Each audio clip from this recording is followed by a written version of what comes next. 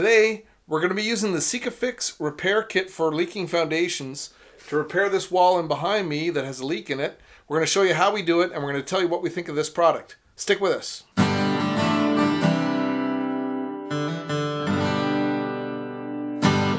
Hi, and welcome to the Handyverse, where as homeowners, we turn to DIY as a first resort whenever we have problems around the house, and we hope to inspire you to do the same in your own living space. If you've been following along with us, you know I have a crack in the wall behind me here that needs to get fixed. And you also know that I had to tear out the wall that's behind you as part of our laundry room makeover because I needed room to get the drywall in. Since it's already a mess in here, as you can plainly see, there's no better time to get everything out of here, move the workbench, and fix the crack in the wall.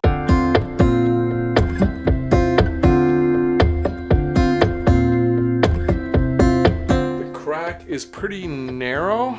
It's a very small crack, and it goes up halfway up the wall, and then there's a bit of a fix here. Don't get fooled by that though. That is just some drywall plaster that is put in there. Thanks, previous homeowner. Appreciate that. Anyway, it doesn't actually stop the leak. No surprise. What I have to do is to open this up to make sure we have a gap that we can put the mortar into and allow the expanding sealant to fill in behind it.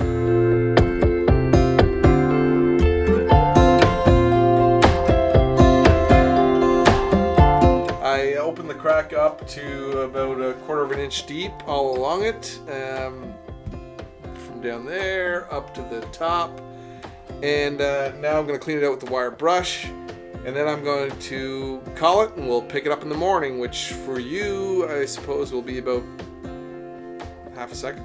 Alright, next day you can see I've got this cleared out down into the crack in the foundation. It's very clearly defined. I think this is going to help when I go to inject the repair kit. It should help penetrate deeper into the concrete than it would otherwise. You can see it. You can see the line very clearly down to around here, and this is where I think it starts to. Where are we here? This is where I think it starts to come inside, and this is only surface on the inside down here. So what this means is I suspect that I'll have some difficulty injecting very far into here, so I'll keep that in mind when I get to that stage. If I do have trouble, I'm not going to worry about it too much. I'm just going to move up to where the crack is more prevalent and start there. I did have to open this up quite a bit. Part of the reason is that I was using a pointed chisel as opposed to a flat one. This is all I had, so I wasn't going to go buy one just for this, so I'll make do where I can. And but also because it is so big, the gap here, I picked up some extra mortar because I don't believe what's going to be in the kit is sufficient. So I'm going to keep this on hand in case I need it. Now the next step will be to glue in the injection tabs, just using hot glue, and every 4 to 8 inches. After that, we can mortar it in and prep for the injection. One of the things I recommend in this is to blow out the crack with an air compressor. I don't have an air compressor, so if you're like me and you don't have one, what I used was a bicycle pump with an air mattress needle on it, and I just used that to blow out the dust in the crack. It works well in a pinch. Here's what the injection tee looks like. It comes with a plug. You detach that, plug the port so it doesn't get plugged accidentally when you're doing the mortar, and then we're going to glue these on over the gap, spaced out 4 to 8 inches along this here seam. Okay, this probably goes without saying, but when you do use the glue gun on these, make sure you don't cover the port.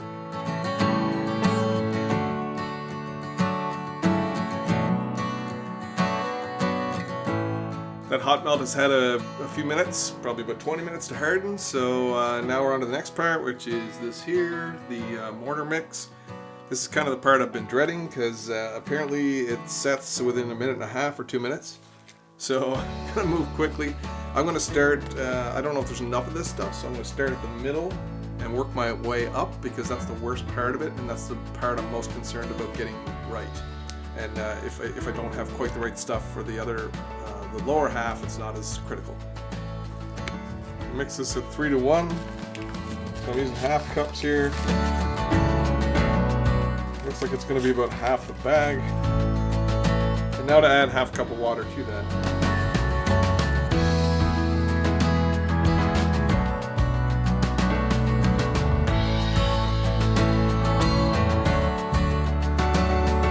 If this is your first time here, I invite you to subscribe and hit the bell icon so you get notifications whenever we post a new video.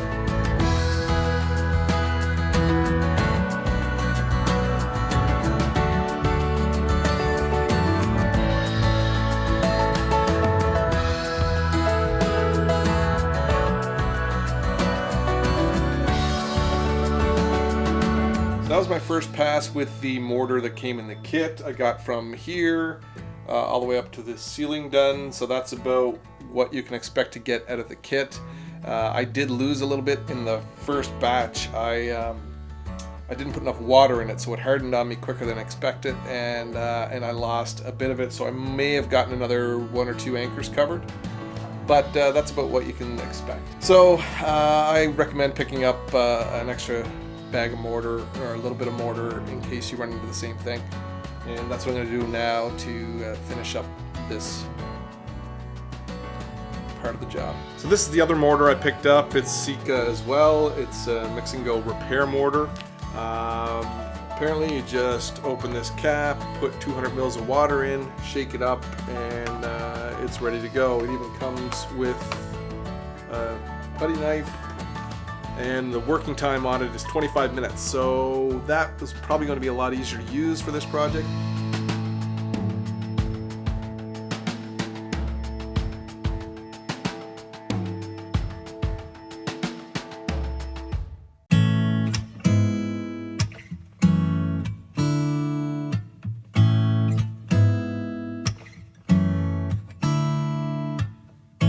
Mortar's all in place. That second bag was a lot easier to work with than the stuff that came in the kit, but it's going to take a lot longer to dry too. So I need to leave this for about 5 hours at least right now, and then we'll do the injection and finish up. This all seems pretty set. The next step is to remove all the plugs here and prepare for the injection repair.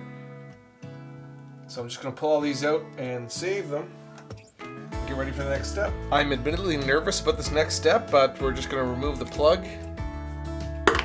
and install the tip.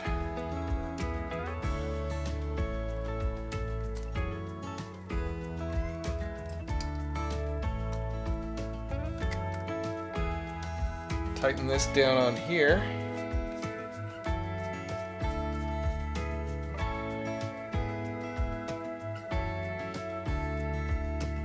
Make sure that's good and tight. I'm going to spray some water into the plugs. This is a water activated repair, so we need to make sure that it has some water to activate. I'm apparently a horrible shot with the spray gun.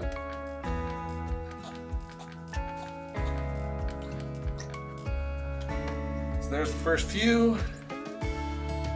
Going to spin this up. You can see that this tip automatically mixes the 2-part epoxy together. Now we're ready to go. So I'm not optimistic this is going to work on the bottom here, but we'll try it out. And we should see some water come out here if it works right. If it doesn't, we won't.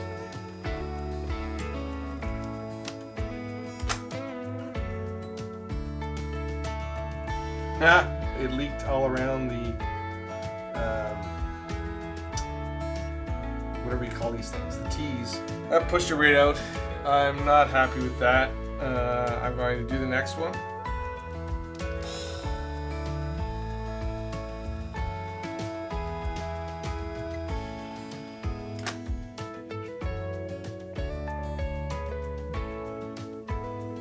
Did see some come up along the seam here, which is a good sign. So I'm going to plug this bottom one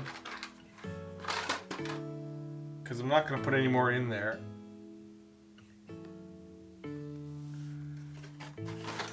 I did wonder if this would happen because of the way the crack went.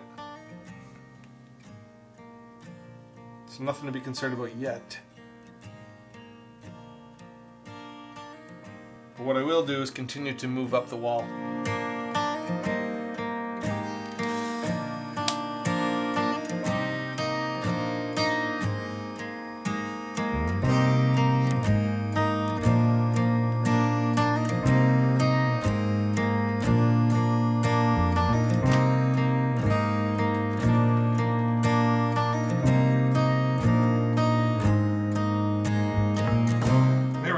That's what we're trying to see. So it is working. That's good.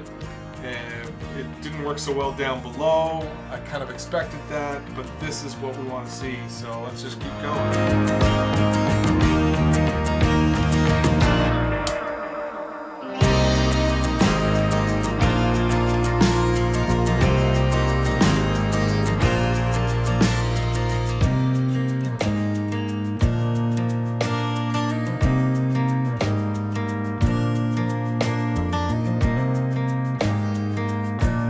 So at the top here, kind of as expected, there's nothing to hold it in any longer, so that means it is going through the crack up to the top, and then it's coming out the top here. I wish I could captivate that somehow, but I can't, and I'm just gonna have to let that run off and clean it up after.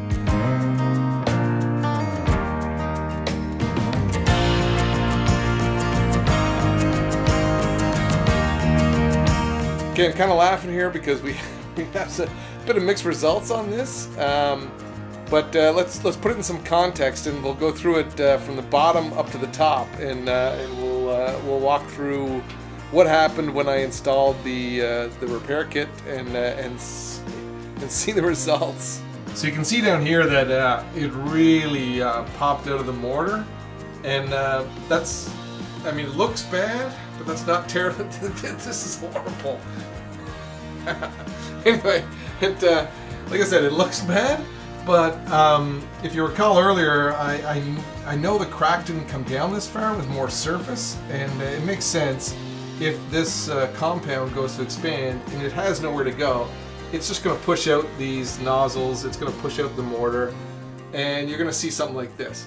That doesn't mean it didn't work, because if you look up here, this is where I had the compound. This was my first take at it, where I didn't have enough water. I didn't do a great job, but it did okay. But this is also where the crack actually penetrated into the concrete, so the foam had somewhere to expand to. And if you look up here, it has a spot here, another spot here where it popped through the mortar, but other than that, not too bad.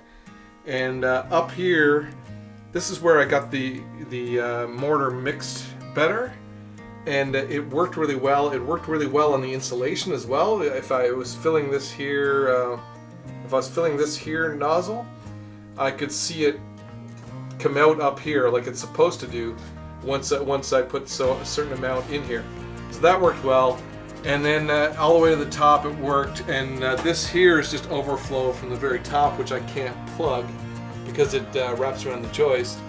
But that's a good sign, because all of this means that all this here is extra overflow that came out of the concrete, and the only way it could do that is by being forced up and with this foam filling all the crevices. So that's a good sign that there was overflow at the top. So overall, I think it's okay. I think it's going to work. The true test will be do we see a reduction in the amount of water coming in. Obviously, this isn't the end game here. We're going to have to get outside and fix the drainage.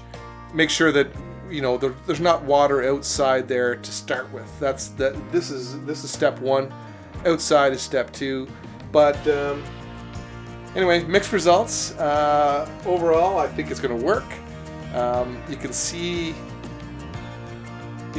what can happen depending on your situation, and hopefully this video gives you a better insight on how it might work for you. So try it out, and hopefully it works for you. If you like this, if you found it helpful, hit subscribe, hit like, and we'll see you in the next video.